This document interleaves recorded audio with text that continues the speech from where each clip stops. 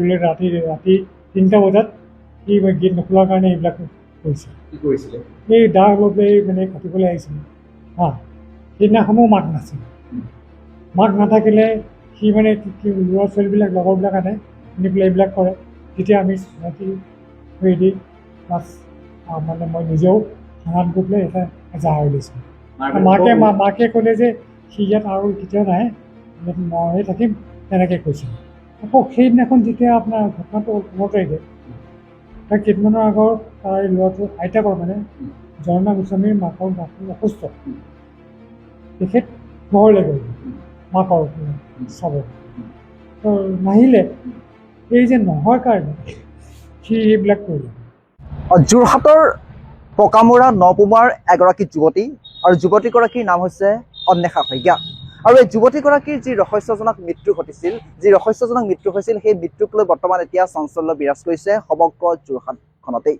কিয়নো শনিবাৰৰ দিনা এই যি অন্বেষা শইকীয়া নামৰ ছোৱালীগৰাকীয়ে বন্ধু বান্ধৱৰ সৈতে বজাৰ কৰিবলৈ ওলাই আহিছিল, আৰু বজাৰ কৰিবলৈ ওলাই আহি শনিবাৰৰ নিশাটি এই যি এপাৰ্টমেণ্ট, মোৰ পাছফালে থকা যি গৌৰী এনক্লভ এপাৰ্টমেণ্ট, সেই এপাৰ্টমেণ্টতেই বন্ধুৰ সৈতে পাৰ্টি কৰিছিল। আৰু তাৰ পাছতেই তাৰ যি খন্তেক সময়ৰ পাছতেই তেখেতৰ যি মৃতদেহ, সেই মৃতদেহ যোৰহাট মেডিকেলত পোৱা গৈছে। আৰু তাৰ পাছতেই এক ৰহস্যজনক যি খবৰ, সেই খবৰ আমি 10-9 দৰ্শকসকলক জনাবলৈ চেষ্টা কৰিছিলোঁ।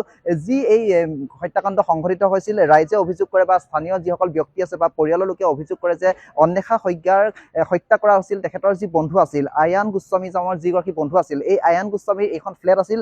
আয়ান গোস্বামী আৰু মাতৃয়ে এই ফ্লেটত বসবাস কৰিছিল, আৰু তাৰ পাছতেই এই ফ্লেটলৈ আহিছিল অন্বেষা শইকীয়া আৰু তেখেতৰ কেইবাটাও বন্ধু বান্ধৱ। আৰু তাৰ পাছতেই শনিবাৰে বিয়লি অন্বেষা শইকীয়াৰ লগতে কেইবাগৰাকীও বন্ধু বান্ধৱে বজাৰ কৰিবলৈ ওলাই আহিছিল, বাসগৃহৰ ঘৰৰ পৰা বজাৰ কৰিবলৈ ওলাই আহিছিল।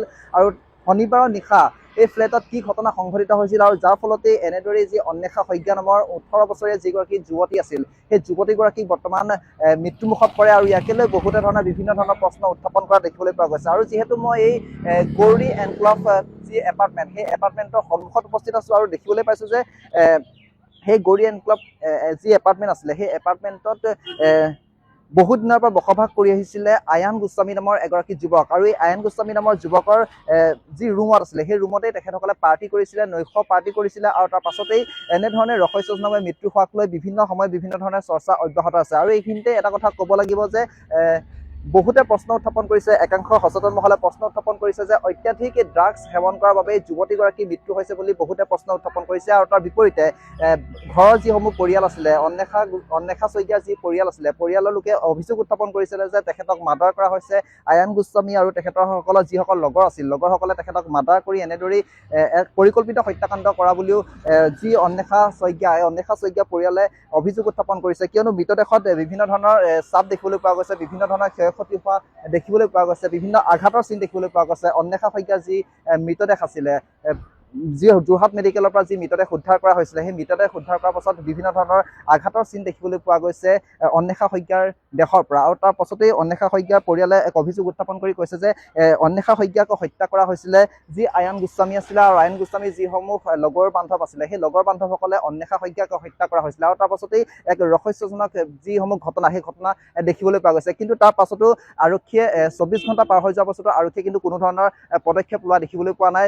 কিয়নো ক'ব লাগিব যে যি অন্বেষা শইকীয়া আছিলে, অন্বেষা শইকীয়া পৰিয়ালে ইতিমধ্যে যোৰহাট সদৰ থানাত এখন এজাহাৰ দাখিল কৰিছিলে, আয়ান গোস্বামীৰ ওপৰত এখন এজাহাৰ দাখিল কৰিছিলে, আৰু তেখেতৰ যি বান্ধৱী আছিলে মনালিছাৰ ওপৰত এখন এজাহাৰ দাখিল কৰিছে। কিন্তু তাৰ পাছতো এই যি জঘন্য হত্যাকাণ্ড সংঘটিত হ'ল, সেই হত্যাকাণ্ড সংঘটিত হোৱাৰ পাছতো 24 ঘণ্টা উকলি যোৱাৰ পাছতো কিন্তু যোৰহাট জিলাৰ যিসমূহ আৰক্ষী বিষয়া আছিলে, কোনো ধৰণৰ পদক্ষেপ গ্ৰহণ কৰা দেখিবলৈ পোৱা নগ'ল। আৰু ইতিমধ্যে মই যিহেতু এই যি এনক্লভ আছিলে, যি এপাৰ্টমেণ্ট আছিলে, গৌৰী এপাৰ্টমেণ্টৰ সন্মুখত উপস্থিত আছোঁ, আৰু এই গৌৰী এপাৰ্টমেণ্টৰ সন্মুখৰ কিছু দৃশ্যাংশ আমাৰ হাতত বন্দী হৈছিলে। আৰু এনেদৰেই যি শনিবাৰ ৰাতি অন্বেষা শইকীয়া নামৰ ছোৱালীগৰাকীক অসুস্থ অৱস্থাত এই ঠাইৰ পৰাই যোৰহাট মেডিকেল কলেজলৈ নিয়া হৈছিল। আৰু যোৰহাট মেডিকেল কলেজ নিয়াৰ আগমুহূৰ্ততে অন্বেষা শইকীয়া নামৰ যিগৰাকী যুৱতী আছিল, সেই যুৱতীগৰাকী মৃত্যুমুখত পৰে বুলি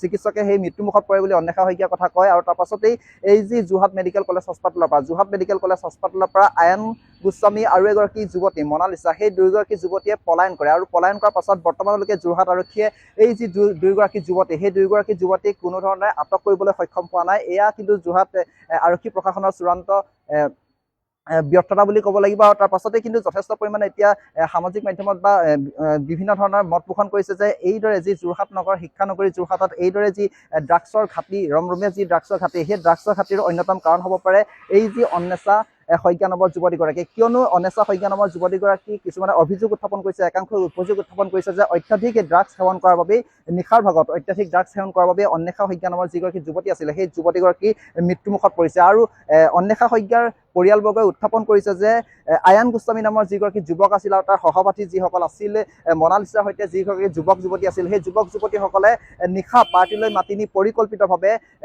অন্বেষা শইকীয়া নামৰ যুৱতীগৰাকীক হত্যা কৰা হ'ল বুলি অভিযোগ উত্থাপন কৰিছে। আৰু তাৰ ফলতে এখন এজাহাৰ দাখিল কৰিছে যোৰহাট সদৰ থানাত। আৰু তাৰ পাছতেই আৰক্ষী তদন্ততে পোহৰাই আহিব প্ৰকৃততে এয়া এক হত্যাকাণ্ড আছিল নে পৰিকল্পিত হত্যাকাণ্ড আছিল নে আত্মহত্যা আছিল অন্বেষা শইকীয়াৰ লগত। বৰ দুখৰ কথাৰ বিষয়ে, এনেকুৱা পৰিস্থিতিত মানে যাতে কেতিয়াও হ'ব নালাগে। আৰু আমাৰ ছ'চাইটিখনৰ প্ৰতি এতিয়া মানুহবিলাকৰ মনত বহুত দুখ আৰু বহুত চিন্তা হৈছে।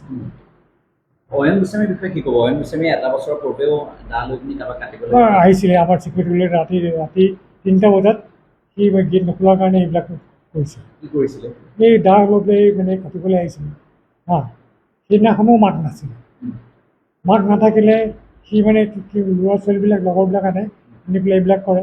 তেতিয়া আমি ছ'চাইটি থ্ৰুৱেদি প্লাছ মানে মই নিজেও থানাত গৈ পেলাই এটা এজাহাৰ দিছোঁ। ইভিন মহিলাবিলাকেও গৈ পেলাই দিছোঁ। অয়ন গোস্বামীৰ বিৰুদ্ধে মাকে ক'লে যে সি ইয়াত আৰু কেতিয়াও নাহে, ইয়াত ময়ে থাকিম, তেনেকৈ কৈছিলে।